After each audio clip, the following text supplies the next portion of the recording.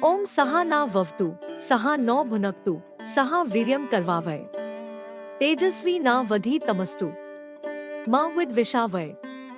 Om Shanti, Shanti, Shanti. Namaskar. In this video, I will explore the third chapter of the Taittiriya Upanishad, known as Bhrigu Valli.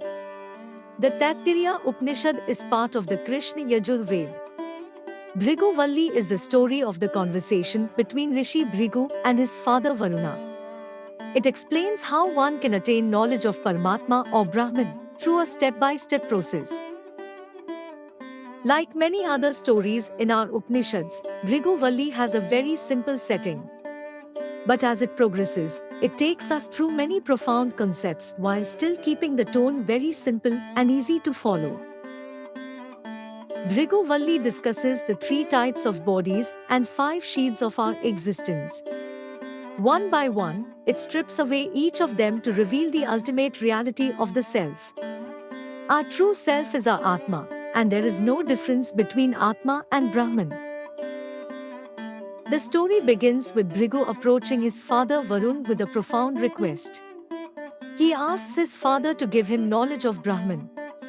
But his father does not give a direct answer. Instead, he gives 4 hints for Bhrigu to contemplate upon and arrive at an answer himself. These hints were food, life, mind, which includes the sense organs, and finally, intelligence. He also asks Bhrigu to contemplate deeply upon that one entity from which all beings are born, by which they live, for which they search, and into which they eventually return back. He explains that the answer that Bhrigu will get from such contemplation is Brahman itself. Thus was set the stage for Rishi Bhrigu's great meditation, or Tapas. Upon some contemplation, he comes to the idea that food must be what his father wanted to tell him about.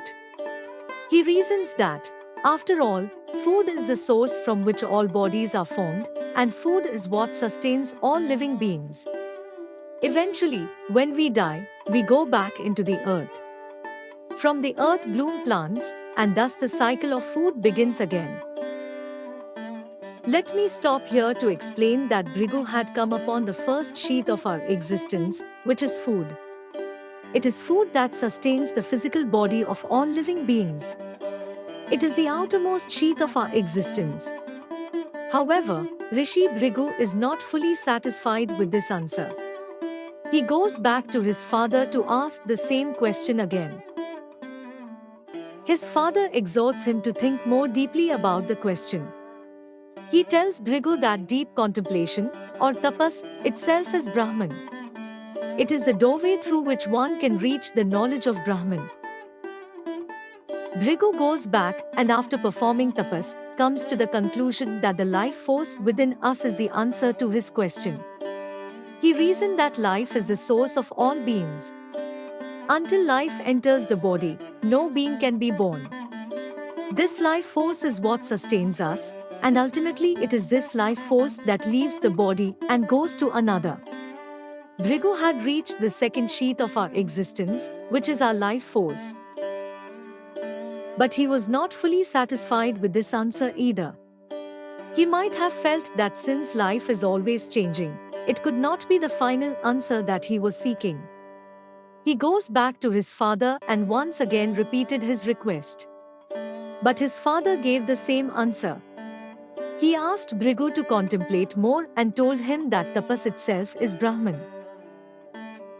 Upon further contemplation, Bhrigu came to the conclusion that the mind was Brahman. He realized that our life force is also controlled by the mind. Desire creates action. Action is what brings life into this world. Since desires are born in the mind, therefore, the mind must be that from which all things are born, that which sustains them, and that to which all things must return.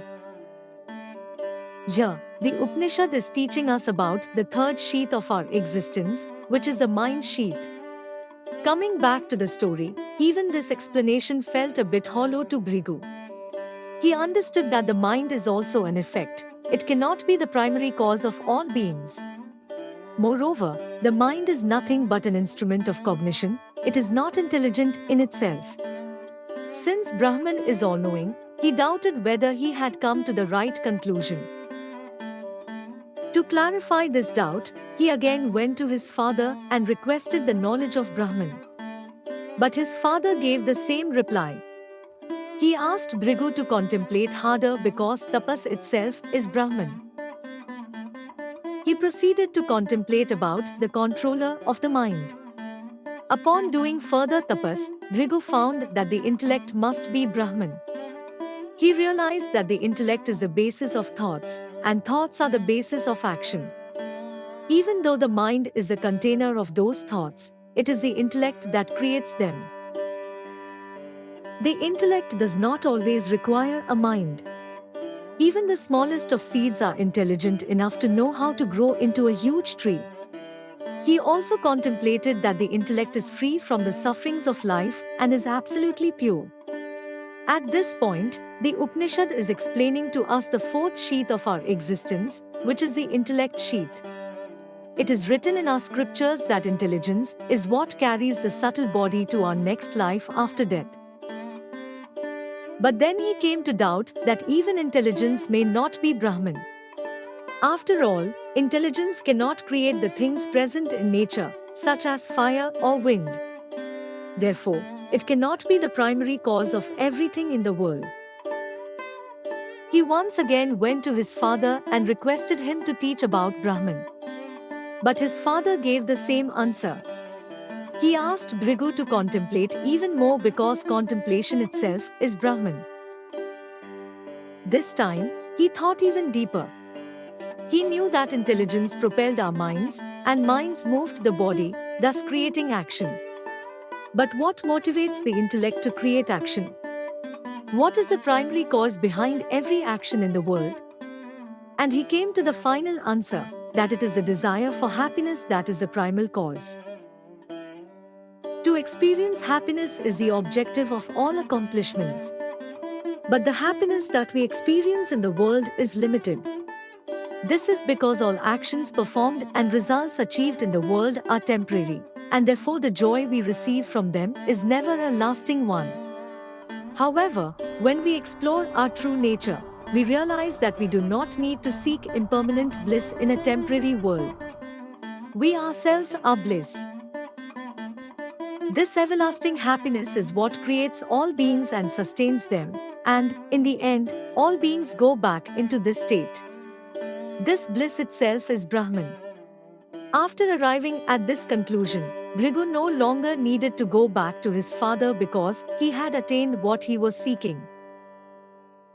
Those who follow the path shown by Bhrigu and Varuna achieve greatness and unlimited fame. This path of knowledge is the highest way to realize Brahman. With that, we come to the end of the Bhrigu Valli. I hope it has helped you realize that the true nature of our existence is a permanent state of bliss. Thank you for watching.